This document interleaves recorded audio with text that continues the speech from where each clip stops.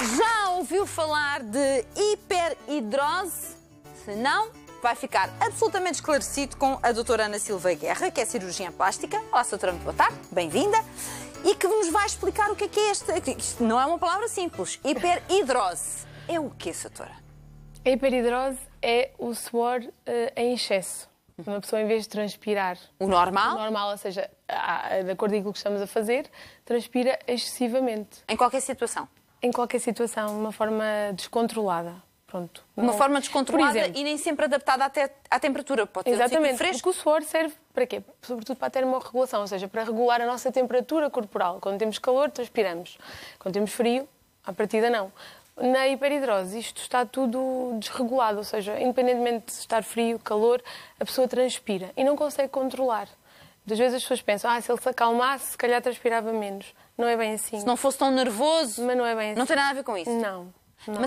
Mas então, nesse caso, também não tem a ver propriamente com o esforço físico que a pessoa possa estar a fazer? Não tem a ver com o esforço físico. Podemos estar na sua ocupação habitual. Eu posso estar aqui a conversar consigo e de repente começar a suar muito. Eu tive uma paciente que entrou na consulta e era uma senhora que era cabeleireira e vinha com um lencinho nas mãos e eu perguntei-lhe o que é que se passa, começamos a conversar e ela disse-me, olha, veja isto, deixou o lenço, estava toda machucado, quando passado nem um minuto pingava suor, portanto a senhora estava ali comigo, não estava a fazer esforço nenhum, estávamos a conversar e veio-me mostrar o problema. Ela diz, eu sou cabeleireira, tenho que trabalhar de luvas porque... Isso é muito complicado, muito. Então para algumas profissões deve ser e muito complicado. esta doença realmente tem um impacto. Nem todos os casos são muito graves, não é? Mas se pensarmos nos casos como esta senhora, bem, isto é completamente insustentável, incompatível com a profissão. Aliás, ela estava muito deprimida, a ponderar se haveria o que é que havia de fazer da vida dela, porque era aquilo que ela gostava de fazer, com a nossa vida pessoal também, social, não é? Todos os níveis. Em qualquer circunstância é muito desagradável, a pessoa está sempre... Não posso cumprimentar porque tenho as mãos encharcadas, não é? E isto em permanência. Doutora, e o que é que está na origem desta doença? É assim, a hiperidrose, digamos, podemos dividir os doentes em dois grandes grupos. Aqueles que têm uma hiperidrose primária, o que é que isso quer dizer? Não há uma causa conhecida para essa situação. São geralmente jovens, isto pode aparecer no fim da adolescência, no início da idade adulta e perpetua-se. São aquelas pessoas que, lá está, têm uma transpiração, uma sudorese descontrolada e geralmente é simétrica, é um padrão simétrico, ou seja, as axilas, as palmas das mãos, as plantas dos pés. De noite não acontece nada. De noite não acontece nada? Não. E geralmente há também um familiar dentro do seu, da família, dos familiares mais próximos, que também tem. Geralmente este é o padrão da tal hiperidrose primária que não tem uma causa conhecida. Depois temos o segundo grupo, que é a chamada hiperidrose secundária, ou seja, sabemos que aquele suor todo acontece porque há uma causa, pode ser uma doença, pode ser um medicamento que esteja na base disto, um tratamento que a pessoa esteja a fazer para algum problema. E que tem este efeito. Sim, e isso é muito mais fácil de reconhecer e tratar. Porque sabe onde é que está a origem, portanto, atua-se na origem e o problema está resolvido, não é? Claro. Portanto, a hiperidrose de causa primária, aquela que também é mais comum, é mais difícil e não há, digamos assim, uma solução espetacular para este problema. Outra coisa que eu acho que era importante nós falarmos era sobre... Muitas vezes as pessoas pensam que estas pessoas transpiram muito, que cheiram mal. E não é bem assim. Mas na hiperidrose não há cheiro? Não, pode haver cheiro, mas isso é uma questão também de higiene, não é? Agora, sim, mas se a pessoa fizer a sua higiene normal, não há cheiro. Não, porquê? Porque, resumindo isto de uma maneira muito simples, nós temos dois tipos de glândulas no nosso corpo, glândulas do suor. Umas chamadas écrinas, que existem, são cerca de 3 milhões, espalhadas por todo o corpo, mas concentram-se mais aonde? Nas axilas, nas palmas das mãos e nas plantas dos pés. E estas produzem aquele suor que é como a água, o suor que nós temos quando fazemos o exercício físico.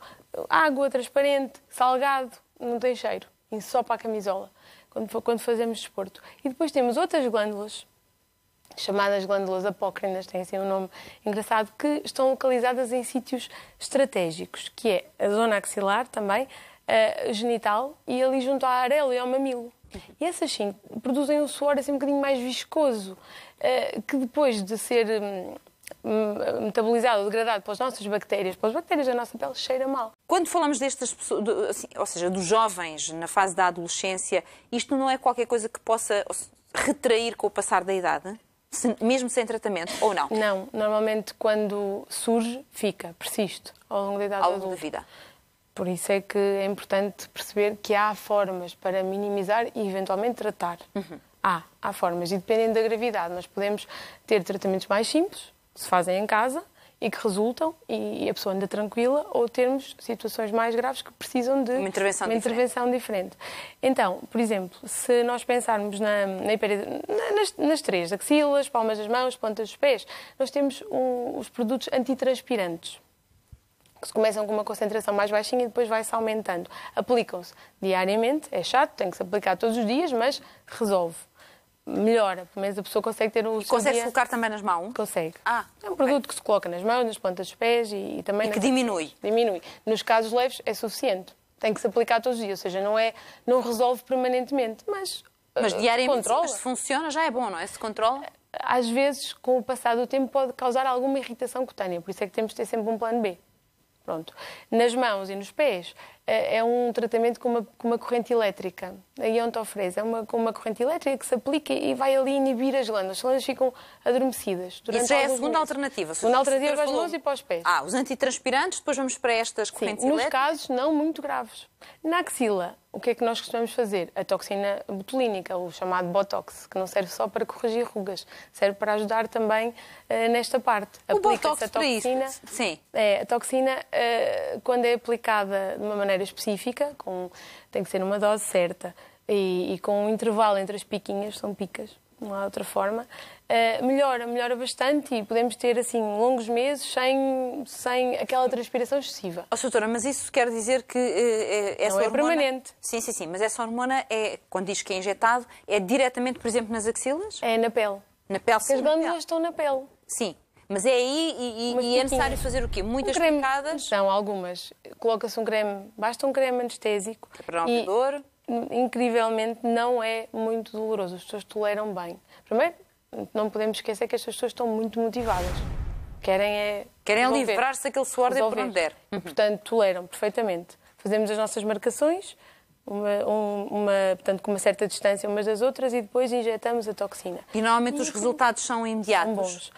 Passado 4, 5 dias. A pessoa começa a sentir diferença. Sim. E quando a doutora diz que este tipo de tratamentos tem um resultado relativamente longo, quer dizer que depois de fazer meses? Meses. Não é permanente, é o que eu digo. Até agora ninguém fala em técnica, mas não tem que o fazer todos os dias. Lá está. Sim, mas meses já é bastante bom, não é? A pessoa ter uns quantos meses em que faz uma vida normal, sem ter que estar a pensar se está a suar de uma forma descontrolada, é bastante bom. Agora, estas são as únicas soluções que existem ou há outras? Há outras, em relação aos casos leves, ainda há outras situações que estão, digamos, a começar a aparecer.